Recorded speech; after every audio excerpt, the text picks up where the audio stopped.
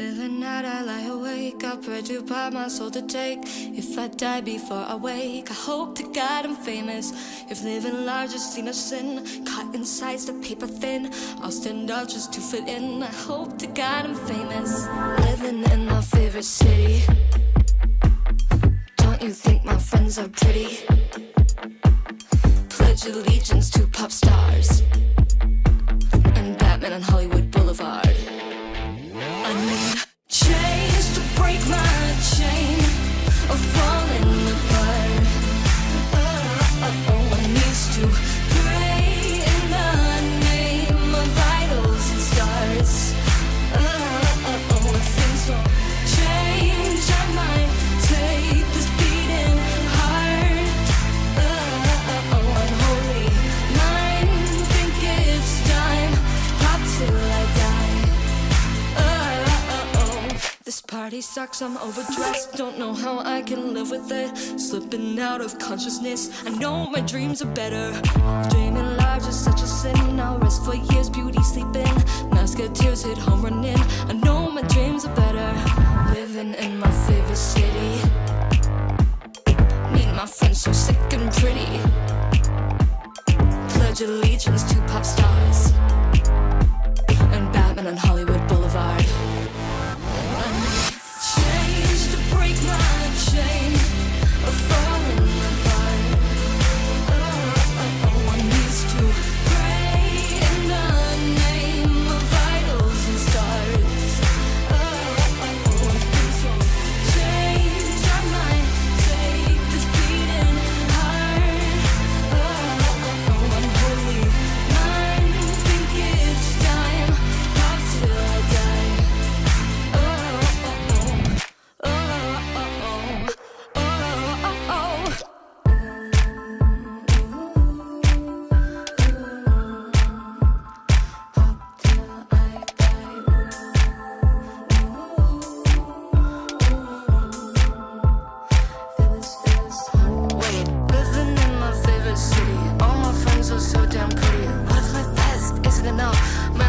Bitch, don't give up.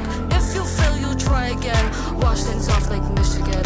American gym, she's gone again. Jumpstart heart, she's dead. I need change to break my chain.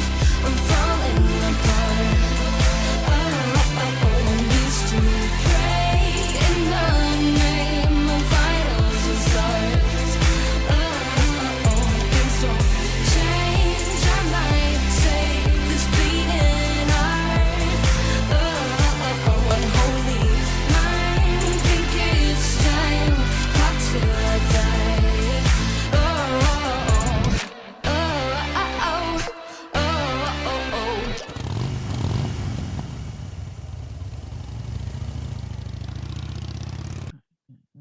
Peace, everyone, and welcome to Who's That Lady Music Show. We're all music all the time. Each and every single month, we have new music on the horizon, and I'm so delighted to have with us all the way from the West Coast, on the left coast, is Kit Major. How are you? I'm doing well, and I'm so excited to be here. Thank you. I'm so excited to have you here. And when folks hear your music, when they think of grunge, punk, pop, power pop, electronica, how would you describe your music? It's actually something I've been trying to figure out, because I feel like I wish I had like a simple like answer. But I think under the umbrella of like power indie pop, grungy alt pop is kind of the house I'm in right now. Oh, that is so fantastic.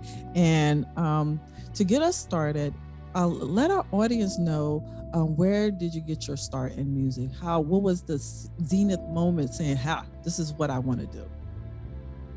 I think I had two. There was the one that was like a private kind of moment, which was when I was younger, and I realized writing and putting that to music was actually a way that I was able to kind of recognize myself and be honest with myself and get my feelings out. Because I was bullied pretty heavily throughout elementary school and beyond. So it really made me keep my voice quiet to avoid confrontation. And turning the writing and music, it was a sense of freedom and control and love that I just wasn't seeing and feeling. And so to have that kind of be like, oh, I can produce this, I can have this be something for me to get me through life. Because I was into acting and I was into writing for movies, and I thought I was going to go more towards that route, but I realized that was a lot of pressure and made me look, it was like when I would come home, take off your jacket, when I would come home and turn to music, all of a sudden it was me. And so then I realized, oh, wanting to pursue acting and wanting to pursue this, it doesn't feel the most, there's still something that is insecure about me with that. So that was like a realization. And so I started doing open mics in college, but I was still keeping my degree. And it really wasn't until I was like doing the open mics, showing my friends the songs I've been writing, sharing it with my parents, of being like, well, here's just this little thing that I did, and kind of realizing, no, this is actually what I would like to do. And and after that, it was just kind of like it just happened. It's like making that decision of, all right, we're just gonna do it. We're just gonna start recording. We're gonna just start doing shows. And it just kind of was like, once that leap happened, you just kind of had to keep going. And usually as a songwriter, what usually comes first in the process? Does the lyrics come first or the music comes first? I've noticed that it's melody that comes first, but there's almost like a subconscious flow. So I do a lot of like improv. So if I have like a melody in my head, I start kind of like saying it out loud, and then a song starts to kind of tell itself. And sometimes it comes like very, very quickly, and it's because when you look at it from, writing a story, you have a beginning, middle, and end. So when it kind of happens, a song can be written in like 3 minutes or less if you have the story that you have in your head already. But other times I'll have like a melody and I'm like, oh, that's a fun melody, but I don't really understand what this gibberish is that I'm saying here and what story that's trying to tell. So I'll put it like in a back pocket for when I have a story.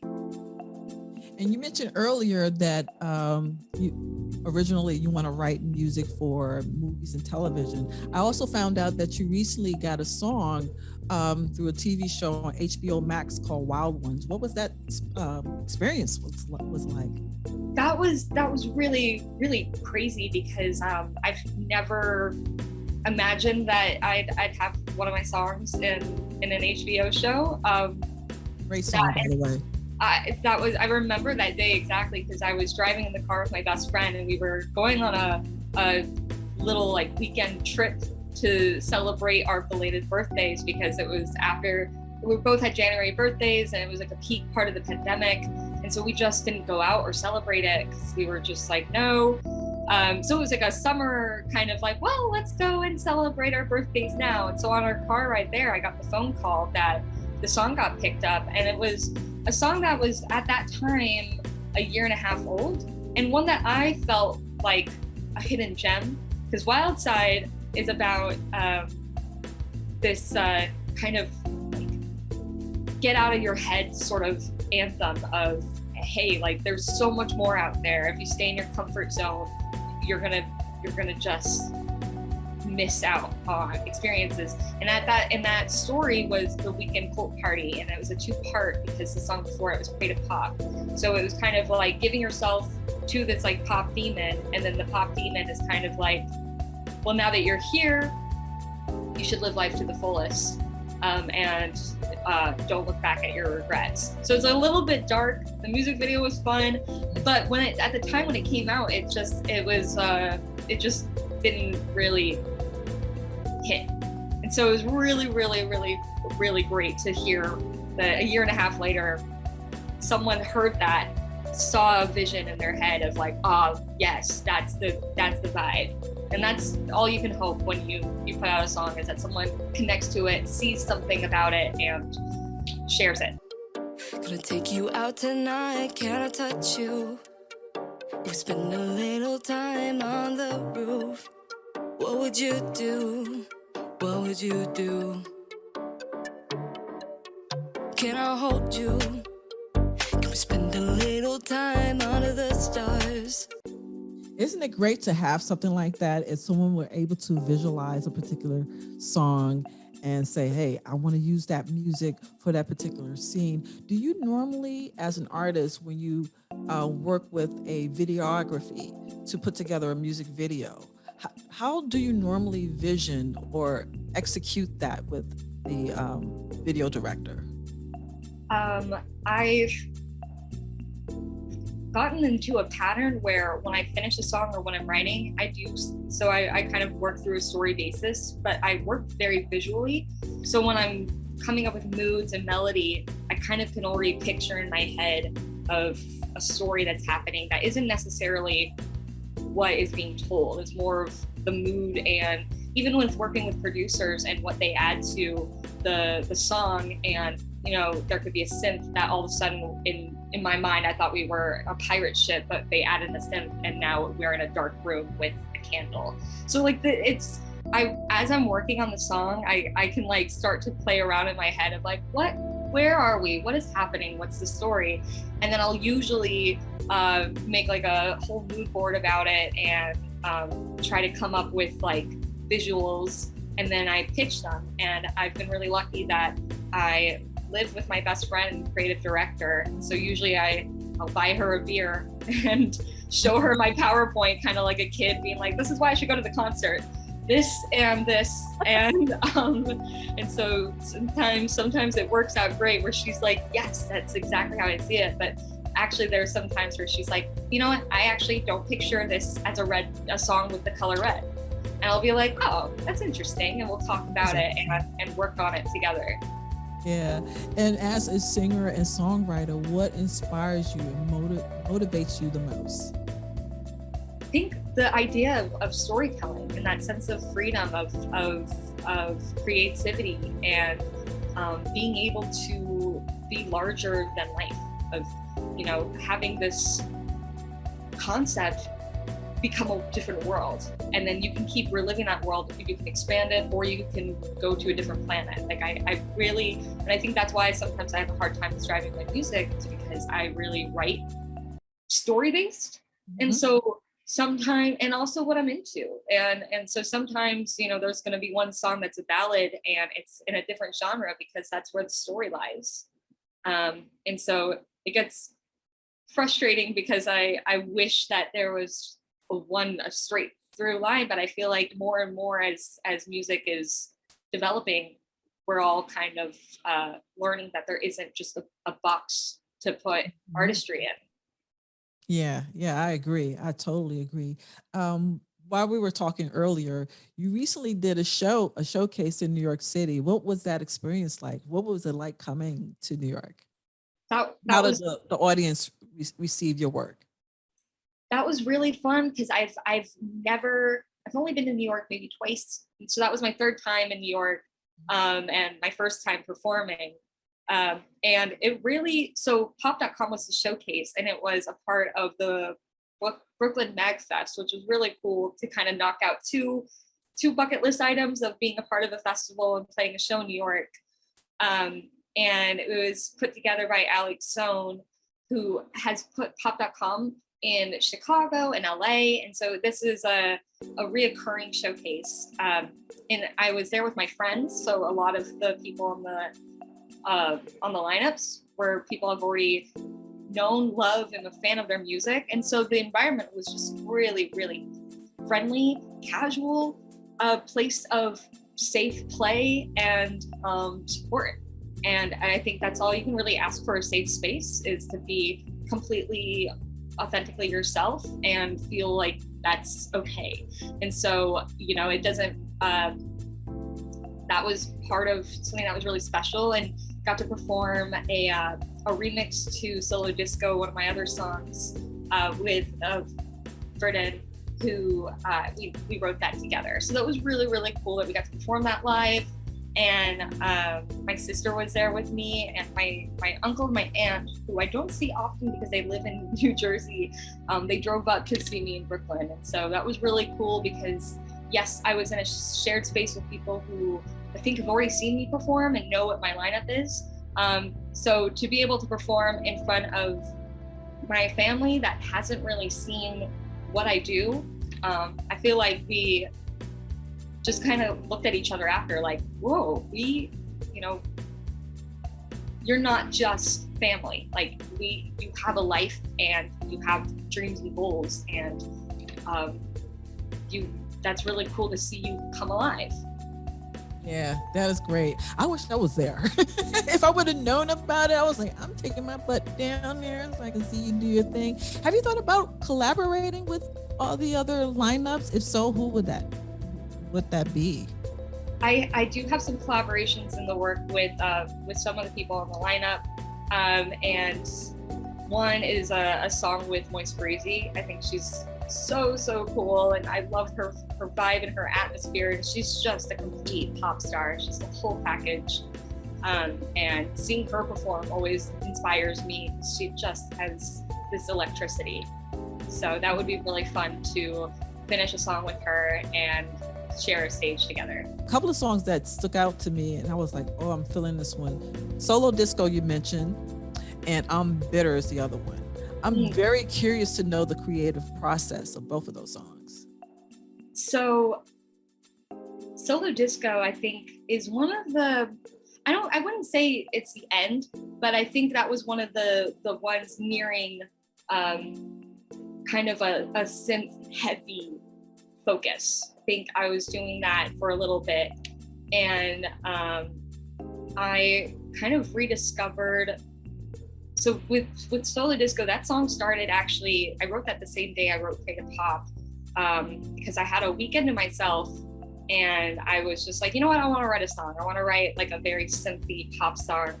And I had Solo Disco, but I didn't finish it. And I had it on my piano, and I was picturing it as like a very, very heavy, like EDM dance track almost.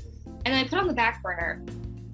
And then a couple years later, I came across it again when I was kind of exploring more indie pop at that time instead of electric pop. And I kind of realized I was like, wait, there could be a thorough line between this song and this energy to one of my original inspirations, which is the Yeah Yeah Yeahs and Lady Gaga, and like that kind of era of Heads Will Roll and Zero and Dance in the Dark. And that kind of inspired that soundscape of this idea of this is what when I think of those songs, I think of who I was at 14, which was so new to going to concerts and festivals. And my dad took me to Lollapalooza, and I actually fainted at Lady Gaga because I didn't drink any water that day because I was just so excited and waited in the front row. So Solo Disco, the soundscape for that was really inspired by the feeling that I had at that festival of this kind of like, there's this excitement, there's something happening, there's something bigger than who we are, and a sense of freedom in loving ourselves in that unknown. And when a relationship ends, of being able to take a look around and know that you have yourself at least. And so Bitter almost takes like a kind of pivot, because I started really getting into 90s grunge music, and I work from home. So I pick an album and I put it on, and I was really revisiting my love for Green Day, because that was the music that my family would play in the house. And when I think of that, I think of my mom driving and doing the dishes. It was just the soundtrack to our home. And I realized that's actually kind of where I'm at with my music writing now, which is kind of basing it off of the music I grew up listening to. And so that's more of what the EP sound is like, which is why I say Solo Disco is kind of nearing the end of a different era, because I think now there's this chapter of kind of just reclaiming youth and like that everlasting joy of hope in the world. So I'm Bitter is really inspired by Green Day and Avril Lavigne, and that sort of idea that you can create the future you want when you follow your dreams of watching MTV. Because in my head, MTV is still the number one place to watch all music videos with the VMAs and everything. And so it was really inspired by that sort of culture. You're king of where darkness grows. Erase my mind, there's no sign of you. How you spend 3 years with no flowers, phone calls lasting for hours. Start sweet, but it don't matter. The aftertaste was sour. How you just leave with it all shattered. Last word, cutting like daggers. Start sweet, but it don't matter. The aftertaste. And going to segue into that, you mentioned throwback of the 90s. I'm a 90s baby too. I love the throwback of the 90s, listening to Weezer and President of the United States. Your latest single, Rot Your Mind, has that feel, that pop alternative, that grunge sensibility. I would like to know more. What's Rot Your Mind is about? Rot Your Mind is about being kind of desensitized to the fact that we are just constantly accessible. There's new anxieties of like, coming home and still being able to be barked at from work, or barked at from, there isn't really a place where you can turn off unless you announce to everyone you're off the grid. Where why do we have to get ourselves there? There used to be a time where it was like after 5 p.m. it's dinner time, you don't call. But, we're in a different world now where everything is moving at such a fast pace. You're always hanging out with everyone because if you're alone, you're on your phone, or, there's just so much happening with the news. And also with that, it always feels like there's just a tidal wave after a tidal wave. And so Rot Your Mind came from a place of frustration of, I'm tired of being perceived when I don't want to. I'm tired of having to sell my personality and sell my visuals before selling my music and my writing. And as someone who's very shy and hated book reports, this idea of having to stand in front of the class 6 to 7 times a day so that someone might come across your music got really, really overwhelming to me. And so I think it's a real alt song because it really came from anger instead of so it's a grungy song because it's real anger and real frustration of I would like to just live my life the way I'd like to, and if you like my music and if you like me, come along, but I don't want to have to tell you why. Eyeballs glazing over the news. Take me through the stereo. Play God with my radio. Can't stand living without it. Entranced. Let my mind run little inventions. Let my mind run little inventions. Have an opportunity to mentor emerging artists. What advice, it could be 1 or 2 or 3 advice, what advice would you give them to get them started? A couple things come to mind. I think one would be songwriting, where when you tell yourself every song or every story has been told or every chord's been used, that's not using that as a tool instead of using that as something to hinder you from writing, of being like, I can't do that story. Why would I do another breakup song or whatever? But no one's ever seen the world from your perspective, and everyone has their own interpretation of what is being told, and everyone has different stories. And so taking from specifics is just kind of like a secret weapon of, just telling your own story.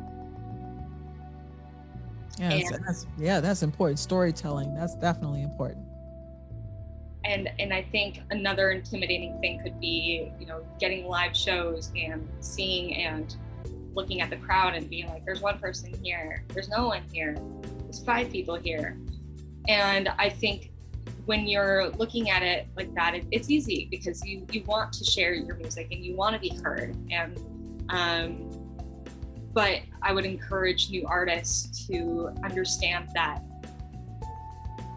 those people who are in the audience are the ones that are registering what you're saying and connect to you and share your human experience. And so even no matter how big or small the crowd is, that's your audience, and they're here to experience you and experience something and listen to their favorite songs or listen to something that makes them feel out of themselves, and they're there for you just as much as you're there for them. And so I would recommend kind of shifting that perspective of like, oh, there's only one person here. That one person deeply loves the song you're making. That is true. That is true.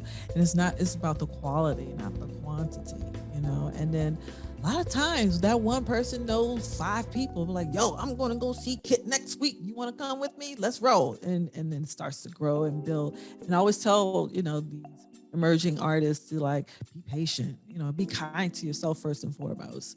They'll come, you know, do it for the love. Everything else will fall through and manifest. So that's always important. A fun trivia question, my favorite one. If you had a time machine and got a chance to work at least 5 of your favorite artists and producers, which one will it be and why? So I get 5 answers? Yeah, or more. Or less. So people were like, I have like 3 of my top favorite. This is why. So yeah. That's a good question. So I feel like if I had a time machine, Max Martin in the 90s would be very fun. Paul McCartney. That would be fun. I mean, worked with Fountains of Wayne. I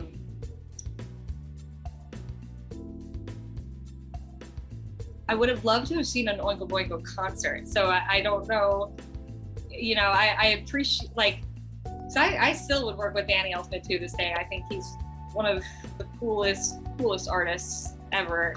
Underrated. The Simpsons, soundtracks, Beetlejuice, you name it.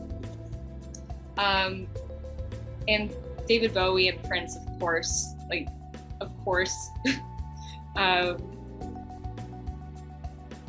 And I think I would have wanted to take George Harrison out for dinner, just to like pick his brain. Does he swear? Does he get angry? I mean, he's like the ultimate Beatle who is always in the zen. Yeah, George Harrison. That would be, and always been a deep thinker. Maybe because he's a Pisces. I don't know. Ooh, I can see that. He also had like a good sense of like pop, like on the cusp of like something different, or adding in something unique to a sound. Yeah, and something about George too. Something, of course, being one of the songs. Long and Winding Road is the other one. It's just that he always have a deep introspective of the way he crafted his song. I don't know if that makes sense, but I can always see that. And Paul McCartney, oh my God, his bass playing. I think his bass playing is so underrated. It's not often celebrated. I always wonder, does he start his song ideas with the bass, or like you said earlier, you start with the melody first and then all this everything else, the skeleton starts to build into the legs, the skin and the bones and all this other stuff. So as a writer, yeah, that's pretty good. Time Machine, these are my favorite, and this is why I want to work with them. Wow, damn, that's just amazing. And is there an album on the horizon? I know you're working on some songs to put together. Is there a new album coming out? If so, do we have a date yet, or? I believe November 7th, dropping my first ever EP. It's called Vampire Saturday, which is the title track. So that's I'm really, really excited for that to come out. I'm also very nervous because I've never released like a fuller project before. I've been doing singles for the last couple of years. So this is something where I'm nervous to kind of release it to the world, but I also know that you have to release in order to keep going and making other things. So I'm just so excited for. I'm excited too. Yeah, I'm so a fall release too, right before the holidays. Girl, get that money. I'm telling you, that's wow. I'm looking forward to that. I'm gonna mark that on my calendar, and my listeners, look out for it soon. Of course, this is going to be excellent. Now, are there any shows, or let our music lovers, let them know where they can find you as far as social media and all this other stuff, and any upcoming shows in your area or around the country or around the globe or around the way? Just go ahead and plug away. So as of right now, I'm currently planning some shows. So I would love to know which places to go. I know the next time I go to the East Coast and West New York, I'll let you know. But so right now, I'm definitely in the midst of planning in-person shows around LA. But you can find me on Spotify, iTunes, Twitter, Instagram, TikTok, Spotify. Did I say that? I'm under Kit Major Music on all of that. I'm gonna be releasing some more things. I actually have a new single coming out next month. October 5th. What's the new single? It's called God Complex, and I actually wrote it with my best friend. So it's a new thing. I've never released a collaboration with her before in that realm. So I'm really excited to put that out in the world. And I'm so excited for you. All the best in the world.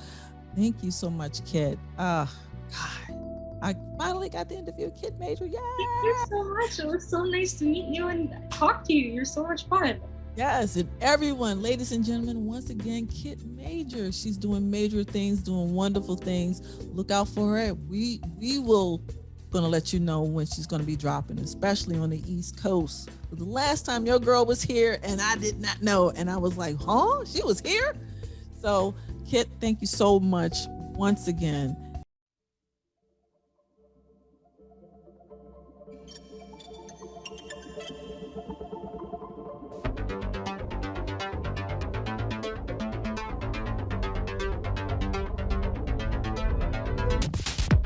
You don't want me,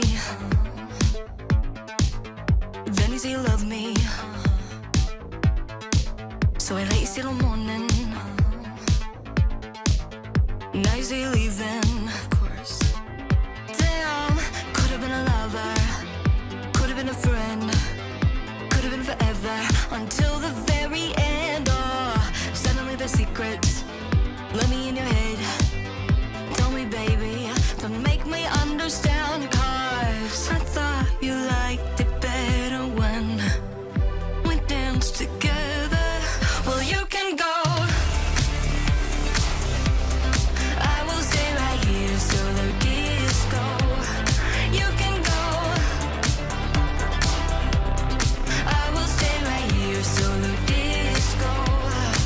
Where you can move any way you want, matter how much you got. Love me when the morning comes. Move any way you want, matter how much you got. Love me when the morning comes. Loving all the silent treatment. Love me like a dog and play dead. Maybe not this song, but next. One day we will dance again.